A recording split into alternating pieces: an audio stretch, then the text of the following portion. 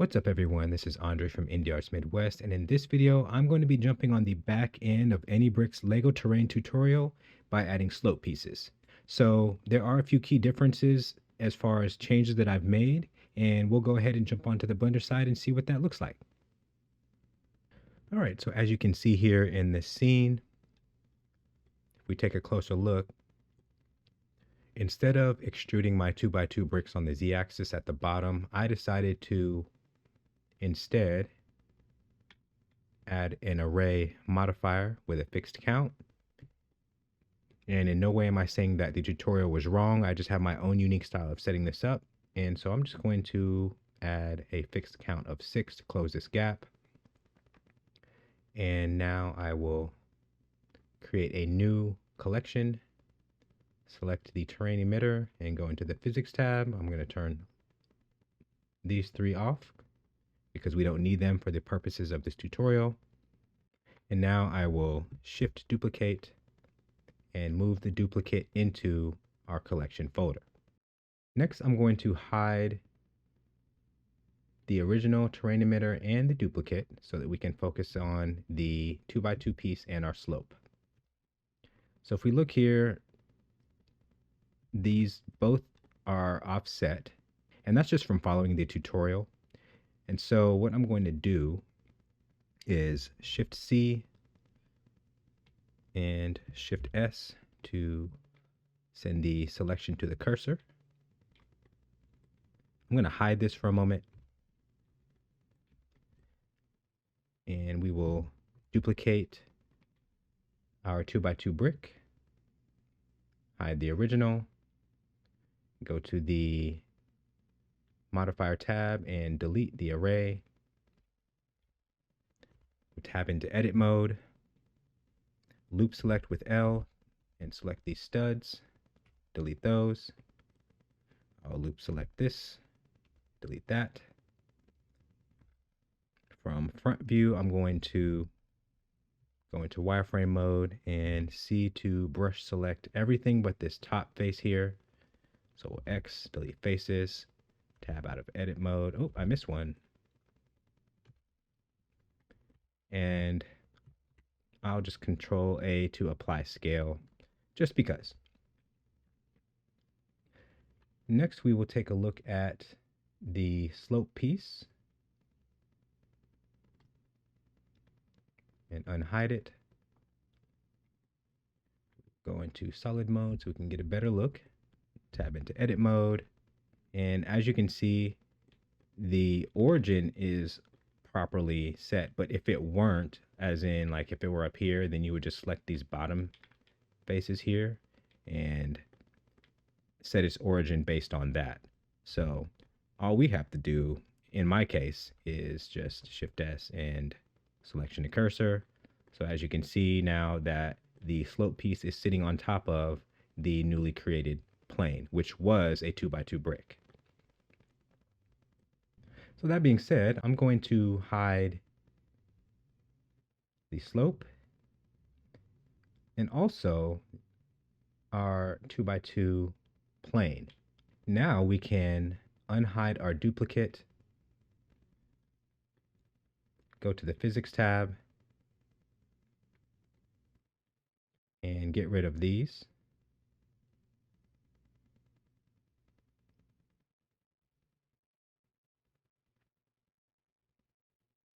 And all we're left is the ground. Now, because this is a duplicate, as you can see, it's affecting not only the duplicate, but the original. So what we need to do is create a new setting. Now we can scroll down and select, instead of just the 2x2, we're going to select our duplicate, which turns everything into planes. We can then go to the modifier tab and apply our shrink wrap and open this up and make instance real, which will take a moment to load everything up.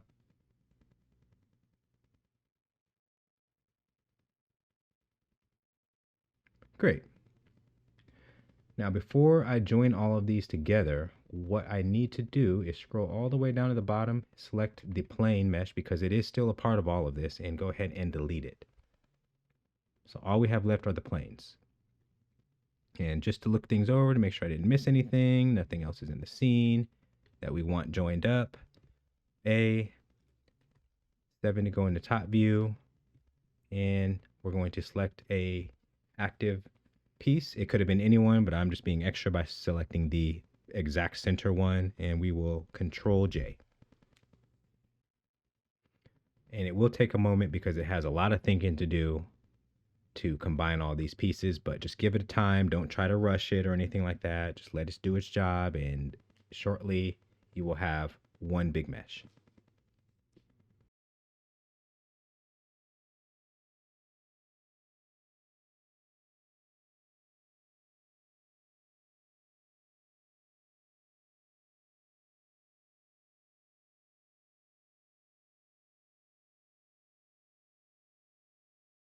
All right, with everything joined up, let's go ahead and take a look.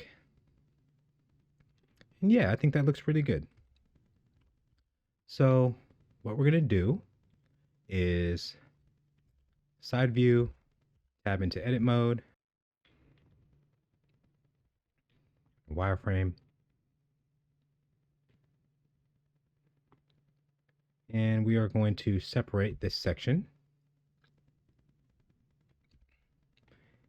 Next, I'm going to go to the material settings and just get rid of them because we don't need them for these particular parts. Now I'm going to name this top and obviously bottom. Great. Next thing, we can go ahead and hide this because we're not going to need it. However, you can apply what you learned here to certain areas that you want to have slope pieces elsewhere. That's kind of the whole point. So now we can go to the physics tab, create new, hair, advanced. We're going to tab into edit mode and push A so that we can take a look at how many faces we have. Now in this case, it's a total of 4,036. So 4036. Awesome. Tab back out of edit mode and set the hair length to 2.5, just like the tutorial. We're going to keep the source at faces. Personally, I turn off random order and even distribution and set the particle to face count to 1. You can have these applied if you like, but I just didn't like the results on my end, so that's why I have them turned off. But feel free to set them depending on whatever it is you're setting. All right, so we're going to go ahead and scroll down, and we're going to tab into edit mode and U to unwrap.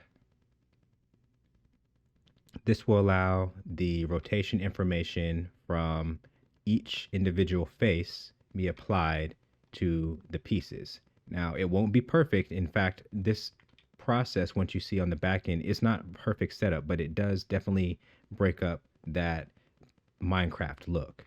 So we're going to select rotation and normal tangent. And next we'll go ahead and scroll down a little bit further, and we will, instead of render as a path, we want a collection, and it will be our slopes here. So we'll scroll down, slopes.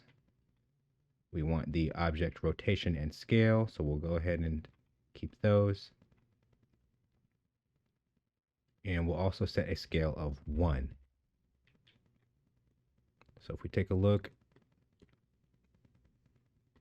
each face should have a slope piece applied. And if we look also, we can see that some of them are not facing the same direction. That's exactly what we're going for. So it's not perfect, like I said, but it is functional. So that being said, the next thing we need to do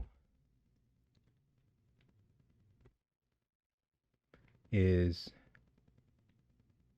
go to our collection of slopes. I'm going to go ahead and unhide these, and we need to rotate this on the y-axis 90 degrees. This will place our pieces upright. And already it's looking pretty good. You know, it doesn't have all the pieces facing the correct direction as of yet, but it is getting there. You know, this side is really looking good in comparison, but as you can see, a lot of them are facing that way, and that's not something that we want. So in order to fix that, what we would do is, because this is a collection, we can go into side view here, and we can select our slope piece, shift duplicate, and rotate it on the x-axis 180 degrees. We will then select the original, shift duplicate, rotate on the x-axis 90 degrees, select the original, shift duplicate, rotate on the x-axis -90. So now we have pieces facing all directions at this point, excluding anything that's halfway. So like a 45-degree rotation is essentially what we're trying to avoid. So if we take a look here, now we have pieces all over the place, and that's so much better. So if we select this here, I just want to bring to your attention, we will scroll down to the phase section. And as far as this is concerned, you can have 0, -0.5, -1, 0.5, and 1. So for mine, I have it set to 0.5. But just keep in mind that those are the 4 phase settings that you can have. Anything in between is just going to look weird, and you don't want that. So now we can unhide our main emitter, and this is what we have. And it actually does round off the mountaintop, we'll call this, a whole lot better than just having the 2x2 bricks. So if I were to unhide my camera, something like that, that seems okay. So just take that out, and we'll go ahead and render and see what we got. Now, as you can see, my settings are a bit wonky because of the materials. So I'm just going to back out right quick, and I'm going to select my slope piece. Any one of them will do. I'm going to horizontal split so that I can go to the shader editor. And this is just a modification based on the original tutorial. I'll also go into this to make sure I have the right part selected. And I'm just going to bring this down to like 0.777. Seems pretty good. I'll go into the material view just to make sure I got it all good there. And yeah, I think that's much better. So we have a nice little separation from the green feeding into straight up gray. And that's great. So let's go back to our camera view and render this out. So yeah, I think this definitely looks a lot better. You can see that it rounds off a bit of the top portion of this mountain region. And just like I said, it breaks up that Minecraft look with some of the pieces. Now you can extend the slopes all the way down, but doing it this way definitely saved me a lot on render time, which I always appreciate. And like I said, this setup isn't perfect, but it definitely helps with the overall aesthetic.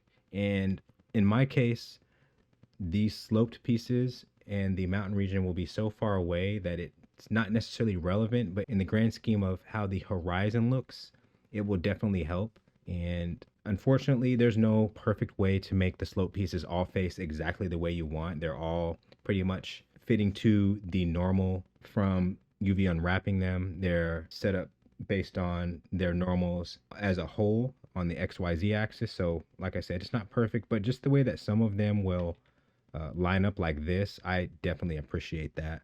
And then I can just go back in and apply the trees and the grass and other various plants to my scene. So just be sure to keep your settings within a realm that is okay for your computer. It's not bogging things down and making you wait a million years for a setup. And like I said, you can take your slope sections up here and break it down so that you have areas where the slopes are and aren't. So like, let's say you had some peaks in this area that were rocky formations, or one thing you could do in particular is, because you have these all sectioned off, you can actually utilize that same process for all of this, and then just break it into chunks. Or let's say you had some higher peaks, then you would just change the material settings to match the rocky settings. So maybe you have some rock formations jutting out here and there. You could then turn around and just alter this to match that. So just keep that in mind. Also, one side thing that I wanted to point out, I really like this overall as far as the material settings are, but one thing that just kind of had me messing around with the setup is I do like constant. I really do, and it is definitely a perfected look to it, but I really also like ease. There's something about ease that just looks really nice, especially in cycles. It's just, slightly better. I don't know what it is. I think it looks a little bit better, um, depending on how the render's set up, though constant is the correct way to go because it's going to make sure that your pieces aren't like oddly turning from gray to green like this. So if we set this back to constant, we know for sure that this is a green piece, this is a dark green piece, and then it feeds into the gray pieces. So just something to keep in mind. You can bounce back and forth depending on what you got going on. But overall, I think, whatever you feel like is good for you will work. So I hope that you found this information useful. Don't forget to like and subscribe. And as always, thanks for watching.